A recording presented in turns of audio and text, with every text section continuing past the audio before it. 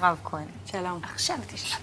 מירב, אנחנו מכירים קצת, אני יודע שאת תמיד הצגת את הזוגות הצעירים ואת את משפרי הדיור. יש לך אג'נדה מאוד מאוד ברורה בנושא הנדל"ן. נכון. תפרסי לנו קצת את תראה, האמת היא שלפני 4 שנים כמעט יצאנו למאבק מאוד מאוד עקרוני על סדרי עדיפויות בתחום הנדל"ן במדינה שלנו. וזה בא באיזשהו מקום ממקום ירושלמי, כי כשאתה רואה בדמוגרפיה הירושלמית איך המדינה פועלת, אתה נחרד. אנחנו ראינו שהממשלה מחלקת הטבות, מענקים, הנחות, לפי פרמטרים שהם לא ממש הגיוניים. קודם כל שואלים, האם יש לך ילדים? למשל, כן, כמה ילדים, כמה שנים אתם נשואים, אבל לא שואלים שאלות מאוד עקרוניות כמו, האם עשית את המקסימום מצדך על מנת להתפרנס בכבוד לפני שאתה בא ומבקש כסף מהמדינה, מהקופה הציבורית. עכשיו, המדיניות הזו לאורך השנים יצרה תופעות כלכליות וחברתיות מאוד מאוד קשות, תחושה שלא שווה לעבוד. כי גם ככה, מי שעובד לא מקבל את ההטבות, אז בשביל מה לעבוד? ולא שווה לשלם מיסים.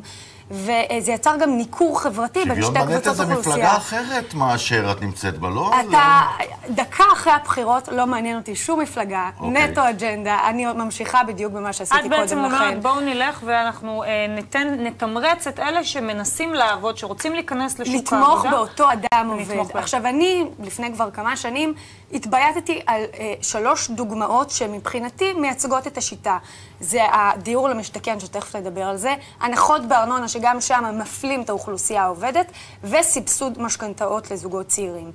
בתחום מחיר למשתכן, זו תוכנית שלא ניכנס לטכניקה שלה, אבל היא, במסגרת הזו המדינה מייצרת מחיר מוזל לדירה ומעבירה את הדירה לזכאי.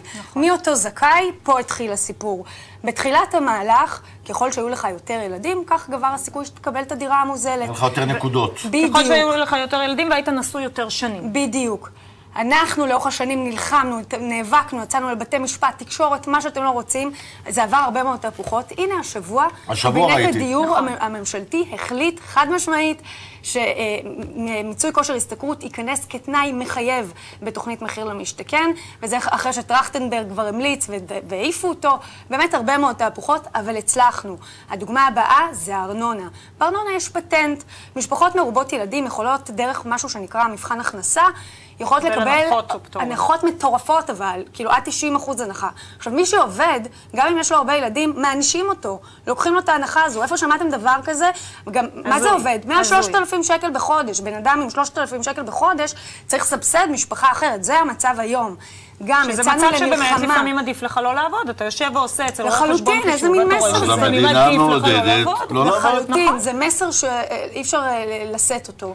יצאנו למלחמה, ובימים אלו בוועדת הכספים אנחנו מגבשים חוק שתכליתו להתנות את ההטבה הזו של ההנחה בארנונה במיצוי כושר השתכרות, שרק מי שמראה שהוא מנסה להתפרנס יקבל אותה. יפה, וזה גם מיצוי כושר השתכרות, זה לא עבודה בפועל, אלא זה מיצוי כושר השתכרות. נכון, אם בן אדם למשל מחפש עבודה והוא מובטל, הוא מקבל את זה, הוא מובטל, הוא מחפש. חס וחלילה נגזר עליו, הוא מסיבה בריאותית לא יכול לעבוד. הוא מקבל, שלא ינסו להטות אותנו. הרבה מאוד פוליטיקאים מנסים לייצר פה שנאה, כאילו אנחנו רוצים לפגוע בחלשים.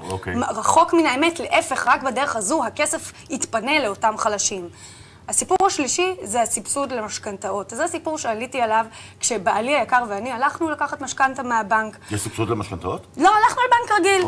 יש! תקשיב, באנו לבנק, ואז הפקידה אומרת לנו, יש מסלול שמשרד הבינוי והשיכון מסבסד את המשכנתה לזוגות צעירים, בואו נבדוק האם אתם זכאים. שאלה אותנו 3 שאלות בדיוק.